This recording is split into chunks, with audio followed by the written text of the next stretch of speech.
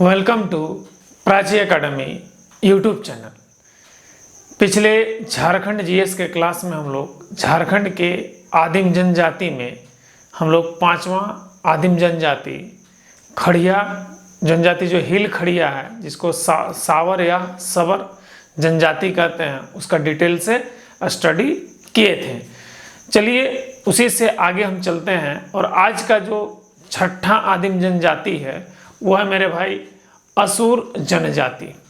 तो मैंने आपको बताया था कि झारखंड में कुल 32 जनजाति है, जिसमें 8 आदिम जनजाति है और 24 जो है अनुसूचित जनजाति है। तो हम लोगों ने 5 को स्टडी कर लिया। आज छठा क्या नंबर है, तो छठा नंबर में आता है हमारा असुर जनजाति। तो असुर जनजाति ये जो है हमारा एक अल्पसंख्यक जनजाति है। ये जो असुर जनजाति है हमारा अल्पसंख्यक जनजाति है। इसका मतलब ये है कि ये है विलुप्त होने के कगार पे आया है। झारखंड में इसकी संख्या बहुत ही कम पाया जाता है, मैंने कि अल्पसंख्यक हो गया है ये हमारा, ठीक है। और इसका कहा जाता है कि सिंधु घाटी सभ्यता जो है, जो हड़प्पा सिविलाइजेशन है, उसके समकालीन का है, ठीक है। मतलब कि ये समझ लो कि उसका संस्थापक रहा है। इसी से हमारा मैंने कि हड़प्पा संस्कृति, हड़प्पा सिविलाइजेशन बना है। कहने का मतलब ये मतलब सिंधु सिविलाइजेशन का समकालीन है। अब देखिए इसका जो जिक्र है ऋग्वेद और उपनिषद, जैसे कि वेद हमारा कितना है, 4 है, ऋग्वेद, यजुर्वेद, सामवेद और अथर्ववेद। तो ऋग्वेद में भी इसका जिक्र मिलता है, उपनिषद में भी जिक्र मिलता है। तो ऋग्वेद हो चाहे उपनिषद हो, इसमें जो है असुर जनजाति का जिक्र जो होता है लिंग पूजक, याद रखिएगा कह रहे हैं लिंग पूजक, यानी सिसन देवा। सिसन देवा किसको कहते हैं, जो लिंग की पूजा करते हैं, ठीक है। सिसन देवा के रूप में मिलता है।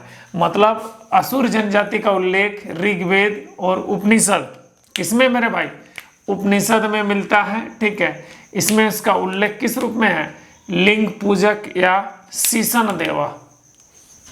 क्या हमारा लिंग पूजक यानी सीसन देवा के रूप में मिलता है, ठीक है। इसकी अगर प्रजातीय दृष्टि देखा जाए तो ये प्रोटो ऑस्ट्रेलियोड है। क्या है हमारा भाई, प्रोटो ऑस्ट्रेलियोड है, ठीक है। इनकी भाषा जो है असुरी है, जो हमारा ऑस्ट्रो एशियाटिक परिवार का भाषा से संबंध रखता है। ऑस्ट्रो एशियाटिक भाषा से संबंध रखता है, ध्यान दीजिएगा यहाँ पे, ऑस्ट्रो एशियाटिक भाषा परिवार से संबंध रखता है। और असुरी भाषा को मालय भाषा भी कहा जाता है। अक्सर पूछता है असुरी भाषा को कौन सा भाषा कहा जाता है, तो कौन सा भाषा कहा जाता है, मालय भाषा कहा जाता है। इनका मुख्य निवास स्थान जो है हमारा पाट क्षेत्र, मतलब कि हमारा नेतरहाट वाला एरिया जो होगा, पाट क्षेत्र। ऐसे भी झारखंड की रानी, मैंने छोटा नागपुर की रानी किसको कहते हैं, नेतरहाट को ही कहते हैं। छोटा नागपुर की रानी कौन है, नेतरहाट। वो नेतरहाट मतलब पाट क्षेत्र। तो पाट क्षेत्र में कौन कौन सा स्थान है, ज़्यादा गुमला है, लोहरदगा है, लातेहार है, और क्या हमारा पलामू है। लातेहार है और क्या हमारा पलामू है। असुर की 3 उपजाति होती है, ध्यान दीजिएगा, असुर की 3 उपजाति होती है। इस जगह पे आपको हम बता रहे हैं, ठीक है। एक होता है वीर असुर, एक विरजिया असुर, और तीसरा जो होता है अगरिया असुर होता है। अगरिया असुर होता है। ये 3 होता है, वीर असुर, विरजिया असुर और अगरिया असुर। तो यहाँ पे थोड़ा सा एक चर्चा करते हैं। जब झारखंड जीएस का हम लोग स्टार्टिंग क्लास, जो पहला क्लास देखें पार्ट 1, तो उसमें जब हम लोग झारखंड राज्य में राजवंश का उदय का चर्चा किए थे, तो उसमें हमने असुर को 2 जात बताया था। एक था उल्थू या भुलियास और दूसरा था जांगी या थानिया, ठीक है। तो एक्चुअली में मेरे भाई ये उल्थू भुलियास या जांगी थानिया, ये जो वर्ग है हमने गलती से वहाँ पे बता दिया है। एक्चुअली में ये उल्थू भुलियास चाहे जांगी थानिया, ये बिरहोर का है। असुर का 2 जात नहीं है, असुर का 3 है। तो ये जो जाति डिवीजन है वहाँ पर देख लीजिएगा, ठीक है। जो थोड़ा सा करेक्शन कर लीजिएगा, सॉरी मेरे भाई यहाँ पर थोड़ा सा गलती जानकारी के लिए। कहीं दिमाग में थोड़ा सा आया नहीं था। जैसे ही हमको देखे कि नहीं वीडियो में गड़बड़ हुआ तो हमने इसका करेक्शन इसके साथ में जब जनजाति पढ़ा रहा हूँ तो डाल दे रहा हूँ। तो पहला ही पार्ट में जो हम लोग असुर जनजाति का विभाजन किए हैं, ठीक है, वो वहाँ से गलत हुआ है। एक्चुअली में वो विभाजन बिरहोर का है। उलथु उथलू या भुलिया और जांगी या थानिया, ये दो वर्ग जो है वहाँ पर, जो घुमंतु और अस्थाई जो होता है, ये एक्चुअली में बिरहोर में होता है, असुर में नहीं होता है। असुर में 3 गो जाति है। पहला जाति है हमारा वीर असुर। क्या हमारा पहला हमारा क्या है? वीर असुर है। दूसरा हमारा बिरजिया असुर है। और तीसरा हमारा क्या है? अगरिया असुर है। तो यहाँ पर थोड़ा सा जो पहला ही वीडियो है क्लास का, पहला इस फोल्डर का पहला वीडियो जो है उसी में थोड़ा सा करेक्शन है।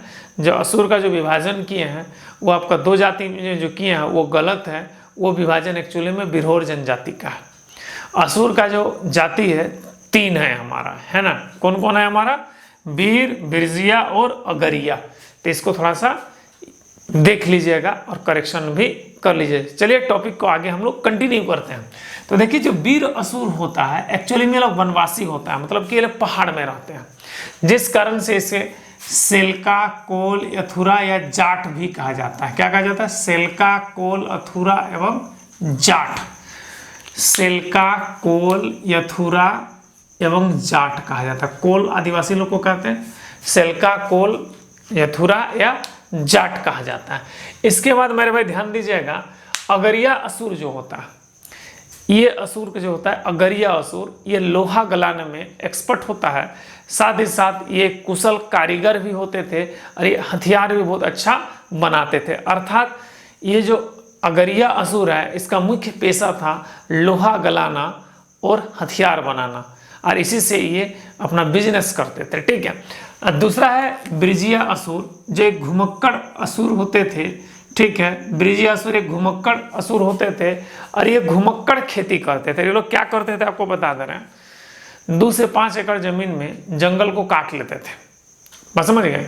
और काटने के बाद वहाँ लकड़ी को डिगा देते थे, और लकड़ी जब सूख जाता था तो वहाँ पर आग लगा देते थे, तो राख हो जाता था। फिर खेत को क्या करते थे, जोत लेते थे और उसमें मकई जो या जो भी है बो देते थे, तो वो जो जलावन था वो खाद बन जाता था, लोगों का फसल अच्छा होता था। लेकिन कृषि जब इस सरकार जो है पेड़ की कटाई पर रोक लगा दिया, जिसके कारण ये लोग खेती अब ये घुमक्कड़ कृषि नहीं करते हैं। कौन? हमारा बिरजिया असुर। और ये घुमक्कड़ कृषि हमारा क्या हो गया? बंद हो गया है, ठीक है। तो असुर जनजाति जो है सुबह का जो खाना होता है, ठीक है ना, असुर जनजाति जो है ये जो सुबह का खाना होता है उसको लोलो घोटो जोमकू कहते हैं। जोमकू सुबह का खाना को क्या कहते हैं? लोलो घोटो जोमकू। शाम का खाना को क्या कहते हैं? बियारी घोटो जोमकू। लोलो घोटो जोमकू मतलब सुबह का खाना, अब बिहारी घोटो जोमकू कौन है? शाम का खाना, जिसको हम लोग क्या कहते हैं? Lunch and dinner. अरे सुबह का खाना को लंच कहते हैं और रात का खाना को क्या कहते हैं? डिनर कहते हैं। तो लोग लंच को कहता है लोलो घोटो जोमकू और डिनर को क्या कहता है? बिहारी घोटो जोमकू। तो याद रख लीजिएगा, इसको अक्सर पूछता है। जो हड़िया होता है, हड़िया मतलब समझ ही रहे होंगे, राइस बियर, जो भात को सड़ा करके बनाया जाता है। हमारे झारखंड का ये फेवरेट ड्रिंक है मेरे भाई, ठीक है। खास करके हर गांव देहात में आपको ये देखने को मिलेगा, हड़िया। तो लोग हड़िया को बोथा या झरनुई कहता है। क्या कहता है? बोथा या झरनुई, ठीक है। अब असुर जो समाज था पितृसत्तात्मक समाज था, मतलब कि पिता का अधिकार होता था, मतलब कि पिता से चलता था। मातृसत्तात्मक नहीं था, इसका मुखिया माता नहीं होता है, पिता होता है पितृसत्तात्मक। तो आर्य का भी था, हड़प्पा सिविलाइजेशंस का भी पितृसत्तात्मक था। तो ये चीज़ देखने को हमको मिला है। इन लोग को हड़प्पा सिविलाइजेशन का कहा भी गया है। कहने का मतलब इनका जो समाज था पितृसत्तात्मक था। ऋग्वैदिक काल में भी पितृसत्तात्मक रहा है। मतलब इसका हड़प्पा सिविलाइजेशन से जो जोड़े हैं, और हम लोग ऋग्वेद की बात करें तो ऋग्वेद में जो जितना भी उस समय आर्यन सिविलाइजेशन आया था वैदिक काल में, ठीक है, जिसमें ऋग्वेद लिखा गया है, मैंने पूर्व वैदिक काल, उत्तर वैदिक काल में तीनों वेद लिखा है। तो उस समय जितने भी समाज आए थे, ठीक है, वो हमारा पितृसत्तात्मक सत्ता आई थी, मातृसत्तात्मक नहीं आया था। उससे इसका संबंध है असुर का। तो जाहिर सी बात है इसकी जो समाज है वो क्या होगा? हमारा पितृसत्तात्मक है। इसके 12 गोत्र हैं, 12 गोत्र हैं, और ये जितने भी गोत्र हैं पशु पक्षी और चिड़िया के नाम से है। ठीक है, ध्यान दीजिएगा। जैसे कि हमारा पशु पक्षी या चिड़िया के नाम से, जैसे बैंग, बैंग जानते हैं किसको कहते हैं? मेढक को कहते हैं। हम लोग के 5 परगना क्षेत्र में भी बैंग मेढक का ही नाम है। ठीक है, इंदावर ये मछली को कहते हैं। ठीक है, टप्पो ये भी एक चिड़िया, केरकेट्टा ये भी एक चिड़िया का नाम है, टप्पो केरकेट्टा। बरवा, बड़का, बड़का हम लोग इधर क्या कहते हैं? गाय को कहते हैं। ठीक है ना।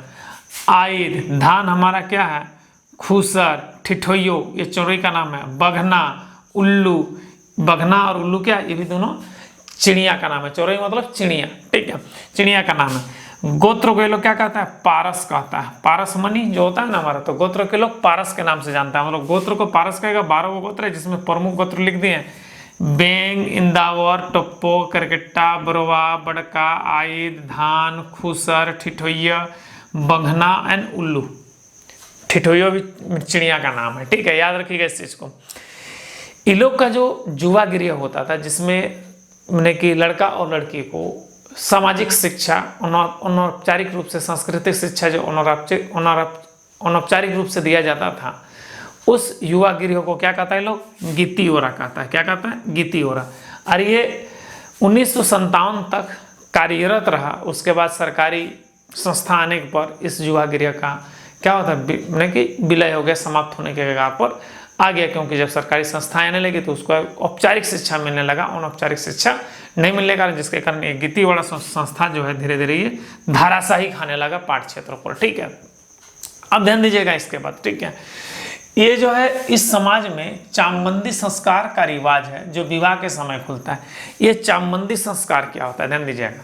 तो चामबंदी संस्कार की अगर बात करें यहाँ पर, जैसे बच्चा जन्म लेता है तो इन लोग का मानना है कि बच्चा को नज़र दोष लग जाता है, तो उन लोग जो होता है चमड़ा का धागा बच्चा का गले में पहना देता है, जिसे उन लोग का मानना था असुर जनजाति का कि बच्चा को नज़र दोष नहीं लगता है। और वो धागा शादी जब होता था उस समय शादी से पहले ही उतरता था, उसके बाद शादी होता था। मतलब कि समझ लीजिए कि लंबा टाइम ये गले में उसका माला के रूप में रहता था।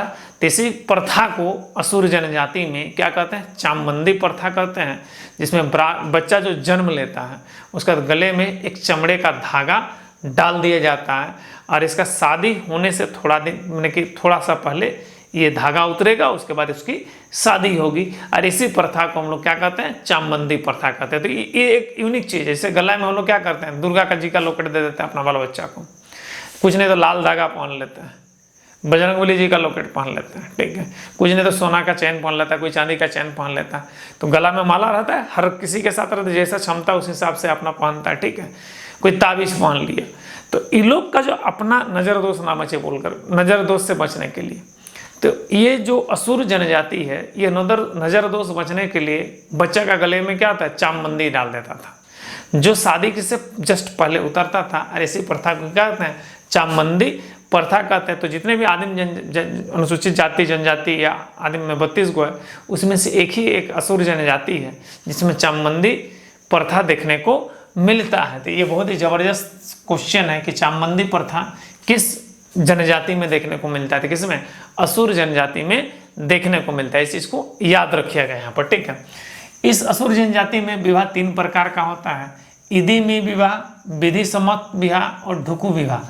तो विधि सम्मत जो होता है ये सबसे मतलब कि क्या कहते हैं? प्रतिष्ठित विवाह है। इस विवाह में ठीक है लड़की के माता पिता जो है ठीक है और लड़के के माता पिता के आपसी सहमति से विवाह होता है और विवाह का सारा रस्म होता है। ठीक है, तो ये एक बहुत ही मैंने कि क्या है सम्मानीय विवाह होता है। लेकिन इदिमी विवाह ये बहुत डेंजर विवाह।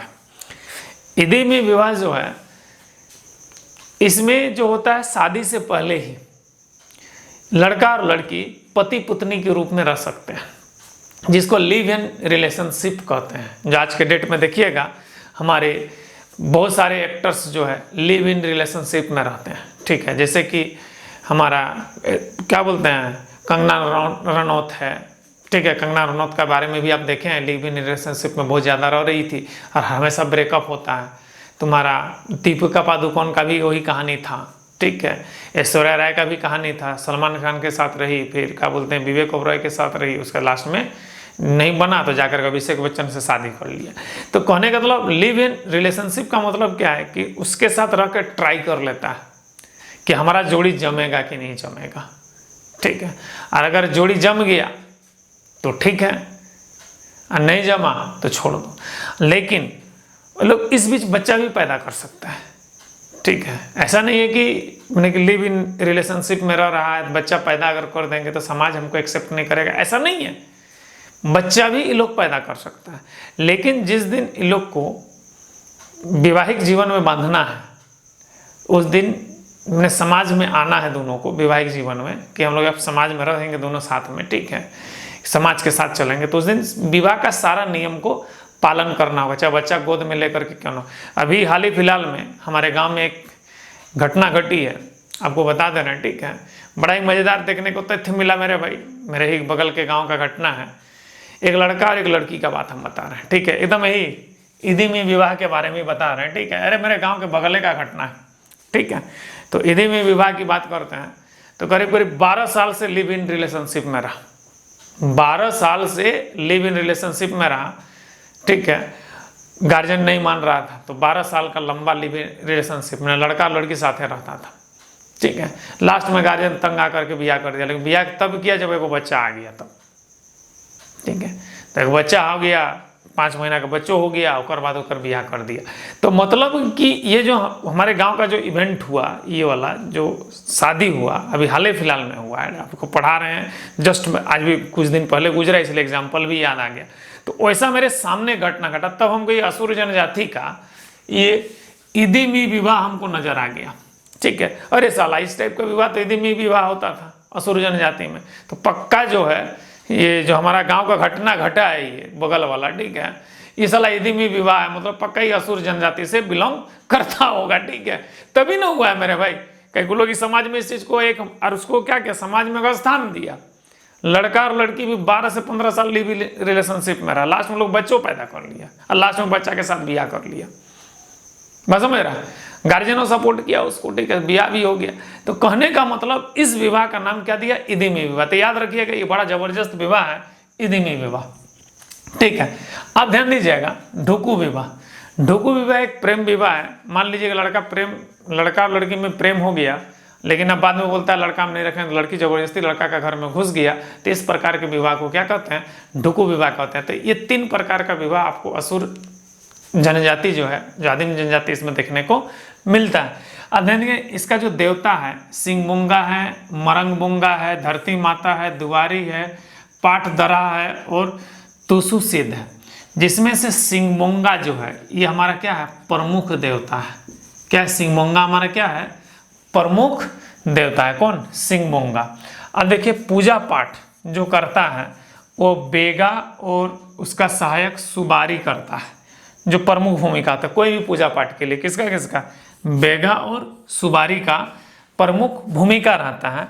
और इस जो बेगा और सुबारी जब कोई भी पूजा करता है तो ये लोग हड़िया का तापन करता है। हड़िया मतलब कि जो हड़िया जो है राइस बियर, हड़िया मतलब राइस बियर, जो भात को सड़ा करके रानू उनू डाल करके, ठीक है, 8-10 दिन तक रख करके सड़ा लेगा, जब पूरा महकने लगा उसको पानी में गिंज करके उसमें अल्कोहल निकालता है, जिसको हम लोग हड़िया कहते हैं, ठीक है। उसी हड़िया का क्या करता है, तापन, मतलब जैसे हड़िया को चढ़ाते हैं, जैसे कि हम लोग के इधर छठ पूजा हो जाए तो जैसे क्या होता है दूध और ठेकुआ चढ़ाते हैं, ठीक है, नारियल चढ़ाते हैं, तो उसी तरह की लोग अपना पूजा में हड़िया चढ़ाता है। साथ ही साथ क्या है, मुर्गा का चूजा का क्या करता है, बलि भी देता है, ठीक है। और ये काम कौन करता है, बेगा और उसका सहायक सुबारी करता है। तो हड़िया का तापन और मुर्गे की चूजा की बलि दिया जाता है कोई भी पूजा में। ये लोग का आम है, मैंने कि हड़िया का चढ़ाना है और मुर्गा का चूजा का बलि देना, मतलब कि हड़िया और मुर्गा के चूजा के बगैर असुर जनजाति में कोई भी पूजा पाठ धार्मिक कर्मकांड नहीं होगा, ठीक है। उसके बाद ध्यान दीजिएगा, इनका जो प्रमुख त्यौहार है सोहराई जानिए रहे हैं, दिवाली के समय होता है। सहरुल इसके बारे में जानिए रहे हैं। फगुआ होली को कहते हैं। कथदली और नवाखानी, ठीक है, नवाखानी मतलब नवाखाई जिसको बोलते हैं, ये इसका प्रमुख त्यौहार है। और असुर पंचायत जो होता है उसके जो पंच होते हैं, महतो होता है, बेगा होता है, पुजार होता है और गोड़ाइत होता है। ठीक है, महतो, बेगा, पुजार और गोड़ाइत। तो ये असुर पंचायत, जो असुर का जो अपना जातीय पंचायत होता है, इस पंचायत का जो पंच है वो कौन है? महतो, बेगा, पुजार और गोड़ाइत। लेकिन सबसे प्रधान कौन होता है हमारा भाई? महतो होता है। और महतो के कहने पर ही बेगा जो है हमारा धार्मिक पूजा पाठ का अनुष्ठान करता है, महतों के देखरेख में ही करता है। अब ध्यान दीजिएगा, यहाँ पर असुर जनजाति का जो ये जातीय पंचायत है, जो असुर पंचायत कहते हैं, ठीक है ना, असुर पंचायत यानी जातीय पंचायत, ये 5 गांवों के मामलों का निपटारा करती है, जिसमें क्या है हमारा अंतर्जातीय विवाह हो गया, जमीनी से लेकर हो गया, चाहे कुछ चोरी चकारी, डाइन बिसाही जो लोग को अपराध माना गया, इस सब प्रकार के अपराध का निपटारा करती है। साथ ही लोग सजा भी सुनाता है। सजा में ज़्यादातर समाज बहिष्करण होता है, चाहे जुर्माना होता है, चाहे भोज भात होता है। ठीक है, तो ये है मेरे भाई असुर जनजाति का जानकारी। एक बार आपको मैं बता दे रहा हूँ फिर से लास्ट में कि असुर जनजाति के बारे में जो इस झारखंड जीएस का पहला वीडियो है, ठीक है, जिसमें हम लोग झारखंड के राजवंश देखे हैं, उसमें असुर जनजाति का 2 जात बताए हैं, भुलियास और जांगी। वो एक्चुअली में बिरहोर का है। असुर का 3 जात है, याद रखिएगा। वहाँ पे थोड़ा सा करेक्शन कर लीजिएगा, वो जो डिवाइड किए हैं वो बिरहोर का है, ठीक है। लेकिन याद रखिएगा जात असुर होगा, माने कि जो डिविजन बिरहोर का है तो उसको असुर से हटा दीजिएगा, डिविजन को, ठीक है, असुर से हटा दीजिएगा। अधिक से अधिक डिवीजन को आप वहाँ डाल सकते हैं। क्या? बीर असुर, बिरजिया असुर, अगरिया असुर, ठीक है। बीर हमारा क्या? वन में रहने वाला वनवासी है। बिरजिया असुर क्या है? घुमक्कड़ कृषि करने वाला है। और अगरिया असुर क्या है? लोहा गलाने और हथियार बनाने और कुशल राजमिस्त्री होता है। इस चीज को वहाँ पे आप एंट्री मार सकते हैं। और यही मेरा क्या है, एक्चुअली में असुर का 3 जात है। और वहाँ पे जो उलथू और हम लोग भुलियास, उलथू भुलियास और जांगी धानिया जो लिखे हैं, ये एक्चुअली में हमारा है बिरहोर का 2 जात है, ठीक है। तो इसको सुधार लीजिएगा। और ये था मेरे भाई 6ठा आदिम जनजाति, जो असुर जनजाति का विस्तृत जानकारी। आशा करते हैं कि आज का क्लास आप लोगों को अच्छा लगा। अगर अच्छा लगा तो यहाँ पर एक लाइक बनता है। साथ ही साथ मेरा आने वाला वीडियो देखने के लिए इस चैनल को सब्सक्राइब कर ले। जय हिंद।